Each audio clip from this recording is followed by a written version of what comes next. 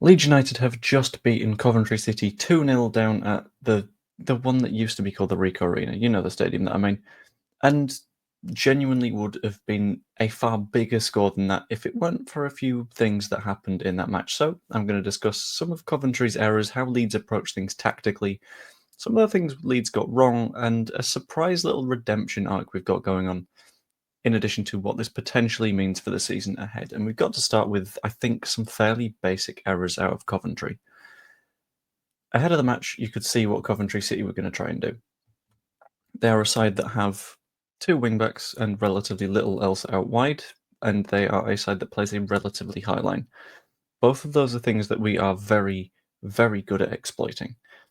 And they had no sort of adaptation in order to deal with that, which meant that the first thing that we did incredibly well was use wide areas. You look at the players we have on the wing. You look at Manor Solomon, you look at Dan James. And what you have to think is, if you're a team that has to defend against that, how do you deal with Dan James? And the way you don't deal with it is have a left wing back bombing on time and time again, or playing a little bit too high. The number of times Dan James was able to just get in behind onto a through ball that was pinged by Ethan Ampadu was absolutely delicious. And the fact that we were using those wide areas very consistently yet again is just another sign of our sort of tactical intelligence. We see the weaknesses of the other sides and we exploit them. And the same applied for them playing a high line. In that match, we thrived in transition. We got chance on chance on chance on chance to really put that game to bed. And there were at least two times off the top of my head where we were one-on-one with their players. Their goalkeeper. The Piru one, the Ramazani one, and we didn't put it away. And I think we were unlucky to not score significantly more goals, and that's because they played that high line, which just let us get in behind and let us play in those long through balls that let our pacey wingers get onto them, or played the passes quite cleverly through. And I want to just be very, very clear on this. Jayden Bogle's goal was not like a transitional thing. It was absolutely deliciously scored. Incredible little bit of dribbling that got him from basically our own halfway line to within 3 yards of their goal to finally slot it home. Their keeper had a bit of a nightmare with it, but managed to deal with it. Outside of that, almost everything we did came out of those transitional moments, the counter-attacking stuff, and that's where I feel like we need to sort of try and emphasize for the rest of the season. You'll get more teams wanting to play against us in the coming weeks, in the coming months. As that happens, as teams are desperate for points towards the end of the season, if they're threatened by relegation and thinking, well, if we sit back, we're losing anyway, using that transition is going to be key to racking up bigger and bigger scorelines. One statistic that I looked up that I think could genuinely be a threat by the end of the season is that our highest league win ever was an 8-0. We just beat Cardiff 7-0. We could have done the same to Coventry, and I think coming towards the end of the season, when we've still got Portsmouth and Plymouth to play, we could do it again. And I'm genuinely going to keep an eye on that statistic because that could be very, very fun. We do also need to talk about our missed chances, though. And there is a positive side of we created so many opportunities, it was ridiculous, but a negative side of we missed a lot of them. And a little bit of me feels like because we went 2 goals up in 20-something minutes, a lot of our front line might have thought something along the lines of, well, everything we try and do is just working right now. So I'm going to try and take more shots and pad my numbers a little bit. And that very clearly didn't work in this specific situation. Because you had situations like Joel Piru, who was admittedly, within shooting range of the goal. But if you would have just looked up and seen that Dan James was at the back post, roll that ball across and it's a tap in and it's 3-0 in the first half and we can just keep racking up the score. That didn't happen, which was a little bit of a shame. I think if we're able to avoid being sort of a little bit too comfy, a little bit too happy with where we are, then we'll do really, really well towards the end of the season, purely because I feel like being a little bit too comfortable as well will start to make those mistakes, do that poor decision making. And whilst Cardiff City is what happens when everything clicks, when the system works and creates the chances and when the players put them away, Coventry City is what happens when one of those two things is working. When the plan is good, when the system works because you're creating all those opportunities, but the execution isn't quite there. And it could have been significantly worse than this. Like, it could have been a draw, but we'll get into that in a minute. But we do need to talk a little bit about the defensive structure and the consistency, because structurally the defense really, really good again. In terms of chances that their side have, very few actual opportunities. Like maybe Meslier had to make 3 saves, which is a really good spot for us to be in at the minute. But 2 of those saves were absolute worldies. And the way I'm going to put this is that those 2 saves saved us a couple of points in this match, which I would say makes up for one of Sunderland or Hull.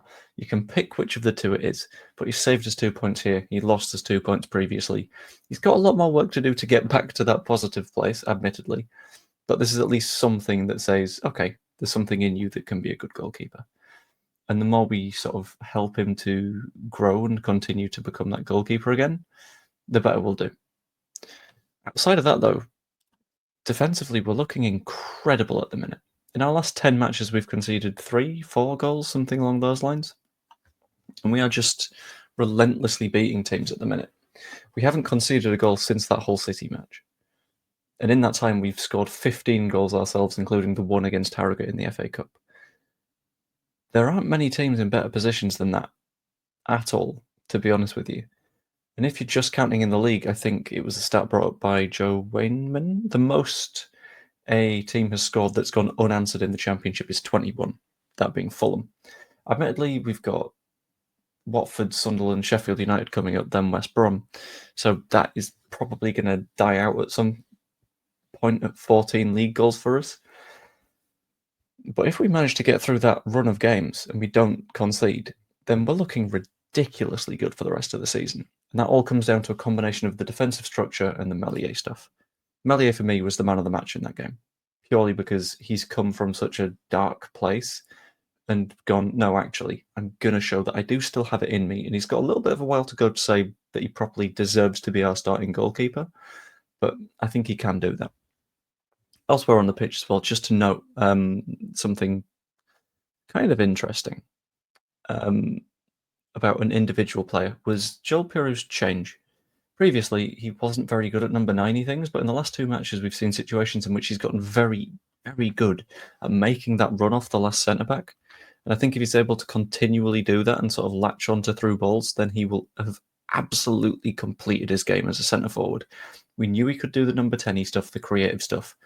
We knew he could finish, but his positioning wasn't quite there. His positioning has gone massively up in the last couple of matches, and if he can keep that going, he's going to be unstoppable. If he can do what we all need to do, and that is stay switched on.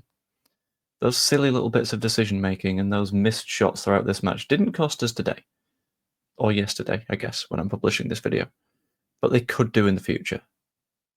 So we need to remember that no matter how confident we are feeling in the moment, if we don't stay switched on, then that can lead to mistakes. And that can lead to drop points. And in this league, that can lead to not getting promoted. But I'm still very, very confident for the season ahead.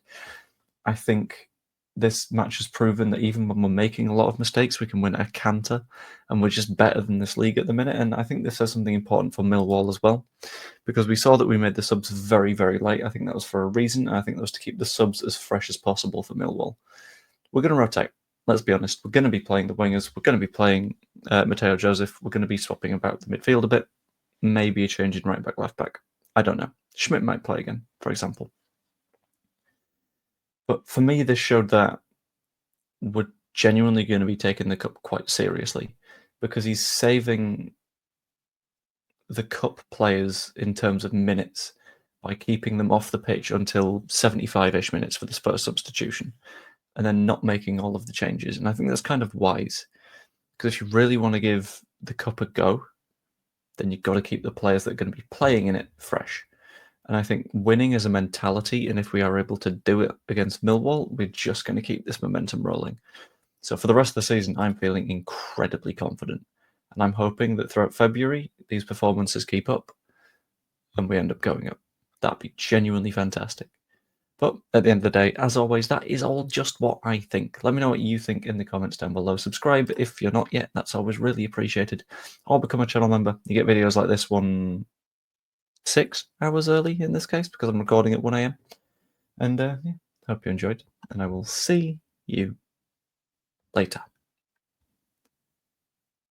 Imagine if we just would have won that match 8-0. Imagine what that would have done to the rest of the league. This is why we need to be more clinical, because then, like just pissing the league. Imagine the numbers. Oh.